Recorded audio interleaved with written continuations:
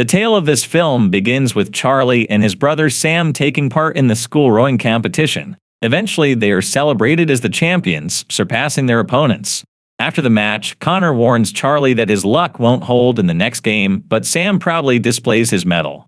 Following a cannon fire at dusk, Sam and Charlie gaze at the boats in their harbor, dreaming of sailing worldwide. At Charlie's graduation ceremony, he receives a scholarship as the captain of his school's rowing team, receiving cheers from friends and classmates. After the ceremony, Sully informs Charlie that he and Green will be sent to Navy headquarters the following week. He invites Charlie to the farewell ceremony. After the pitch, Charlie tells Sam about his willingness to practice baseball every day after work. The condition is that Sam must not be late and must be ready to train with Charlie every day on time. They agree to this deal and begin training together. Charlie's mom, with an extra shift at work, asks him to take care of Sam. Charlie prepares Sam's meal and sneaks out to attend a friend's farewell party. However, Sam intercepts him, asking to be taken to his friend's house to watch a baseball game. During the drive, they discuss Charlie moving to another city for his scholarship, and Charlie assures Sam that he will never leave him. After a close call with another car, they have an accident. Charlie sees an injured Sam in his dream, begging him not to leave him alone. Revived by emergency workers after several shocks, Charlie discovers his brother is dead, and he is the sole survivor. At Sam's funeral, Charlie refuses to part with his brother's gloves, leaves the ceremony, and rushes into the forest upon hearing the cannon. Memories of the accident flood his mind. Overwhelmed with grief, Charlie spots Sam before him, reminding him of their date. Charlie assures Sam that he hasn't forgotten and promises to practice with him every day after the evening cannon shoot. 5 years later, Charlie's life has taken a new direction. He works in the cemetery where Sam is buried. After scaring off geese, he talks to his colleague Alistair, who explains that the geese have a personal problem with his work, even vandalizing tombstones. Alistair invites Charlie to his wedding anniversary, urging him to meet someone new there, and Charlie yearns to improve his dull life. Suddenly, he notices an angry girl approaching them. Tess, full of anger, asks Alistair to trim the flowers on her father's grave. However, upon seeing Charlie, she softens her tone, kindly makes her request, and departs. While tending to his duties, Charlie spots Sully in the cemetery after many years.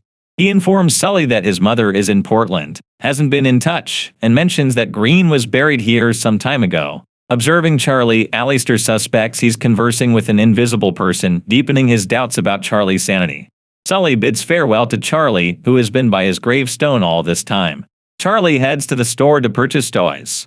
The girls behind the counter are captivated by his charm, but Charlie isn't interested, settling the bill and leaving. Removing his glove and baseball, Charlie, upon hearing the ball being fired, heads to the forest to meet Sam as part of his daily routine. After going through the day's events, Charlie reveals to Sam that he unexpectedly saw Sully today and misses his friend Green more than ever. Nevertheless, he finds solace in being able to see his brother every day, keeping their connection a mysterious bond. As a flock of geese arrives, Charlie uses his new control plane to scare them off. However, the geese shoot Charlie and Sam several times, causing them to jump into the river. Charlie realizes Sam is no longer with him and returns home alone. The following day, Charlie coincidentally encounters the emergency worker who saved him from the car accident. Florio invites him for coffee, revealing that he has cancer and has reconsidered his life.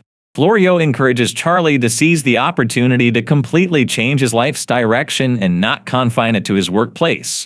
Upon leaving the restaurant, Charlie notices a beautiful yacht that captivates him. Reporters announce the boat's upcoming transoceanic race, revealing Tess as the sailor. Fans are eager to hear about her participation in the fantastic transoceanic race and her anticipated victory. Hearing the cannon fire, Charlie rushes to the woods and talks to Sam about Tess.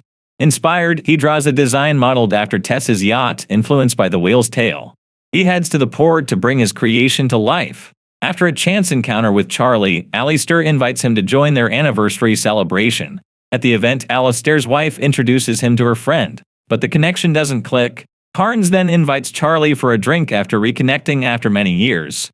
Tess is at the same cafe, checking the weather with Tink, her mentor and stepfather. Tink advises her that the conditions aren't suitable for training, but Tess insists on practicing before the competition, willing to brave the storm. Connor invites Charlie to keep drinking, but upon learning Tess is present, Charlie stops. Connor provokes Charlie by discussing his accident, leading to Charlie leaving the cafe after confronting Connor. While inspecting Tess's boat, Charlie notices her and apologizes for his behavior. They discuss Connor's false behavior, and Tess reveals they are high school classmates having known each other for a long time. Charlie tries to keep the conversation going by showing Tess his boat design and explaining modifications to the structure. Tess sees a picture of his ship in the office, wishes him luck in her race, and leaves. The next day, Tess checks the weather conditions with her coach. Despite her father's advice to avoid the storm, she heads into the shower to test herself before the competition, preparing for the harsh conditions. Charlie talks to Sam about the transoceanic race, expressing confidence in winning but acknowledging he can't compete because of Sam. They play their usual muddy games in the rain, enjoying their time together. After shooing away pesky geese, Charlie notices Tess's presence. He explains he was caught in bad weather the previous night and fell asleep on his father's grave. Charlie takes Tess home, tending to her wound. Tess questions why Charlie stopped sailing after his brother's death, and Charlie promises to discuss it another time. Tess mentions she'll be away for 6 months for the tournament and leaves. Calculating the time until the cannon is fired, Charlie invites Tess to his place for dinner. During practice in the forest, he talks to Sam about their dinner date tonight. After dinner and drinks, Tess requests a drawing of his boat after her return from the competition. Charlie attempts to kiss Tess, but she shifts the subject. In response to Charlie's question about her limping legs, Tess explains she was injured and thrown around the ship due to a dream in a storm. They eventually share a kiss, but Tess reminds Charlie not to distract her from the race for the next 6 months as she'll be mentally focused on him. Tess leaves, but shortly after, she returns, asking Charlie to find her in the forest. In the woods, they share another kiss in the darkness, spending a romantic night together. Charlie reveals a scar on his chest caused by magnetic shocks, finding it attractive. They spend the night in each other's arms. Charlie wakes up in the morning with geese around him. Tess leaves a note on the door, asking him to find her. Charlie locates her, and for the first time in years, he boards a yacht and sails out to sea. At sunset, from the watchtower, Tess sings a beautiful poem to Charlie, asking him to be with her as a supportive force in the upcoming tournament. Charlie, after hearing the cannon fire, asks Tess to return to the cottage, but rushes to the forest, attempting to leave at the last moment. However, he is stopped before going by an unseen force. Sam, speaking to Charlie about his diminishing feelings, expresses feeling lost and empty without him.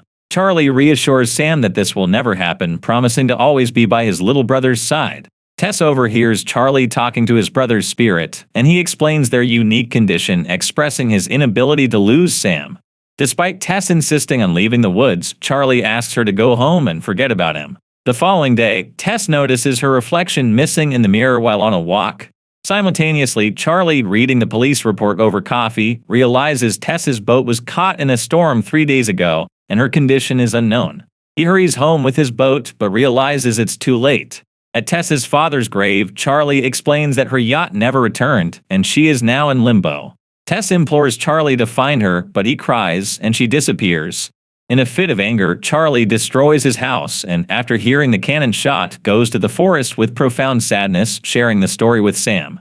While Florio's wife informs Charlie of Florio's death and his last wish to give Charlie a necklace, a Jewish symbol, Charlie notices Tess's handwriting on the chain. He recalls Florio's words, realizing Tess is still alive. Determined, he asks Tess's stepfather for permission to find her with the help of the ship, but he is refused, being labeled a madman. Taking matters into his own hands, Charlie steals the ship with Alistair's help, but barely makes it to the boat at the last moment. After sharing Charlie's insights about Tess's possible location, Tink decides to trust him, and they head toward the area where Tess's boat might be. After 16 hours at sea, Tink suggests Charlie rest, and he goes to the back of the boat. As the sun sets and the cannon fires, Sam realizes his brother won't come to see him. Charlie apologizes to Sam, promising they will be brothers forever. Sam decides to leave purgatory, becoming a light and reaching peace after 5 years. Hiding the ship following the comet's trail, Charlie finds the wreckage of Tess's boat.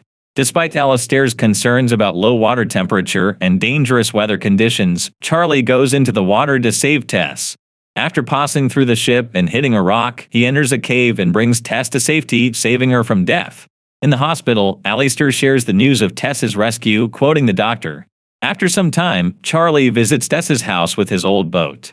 Discussing Tess's recovery, he encourages her to return to the water. Tess, haunted by dreams of Charlie more vivid than reality, refuses. Charlie reassures Tess, reading the poem she once read to him to remind her of the reality of their memories. Tess, trusting him, agrees to Charlie's request, and they embark on the ship together, starting their romantic relationship.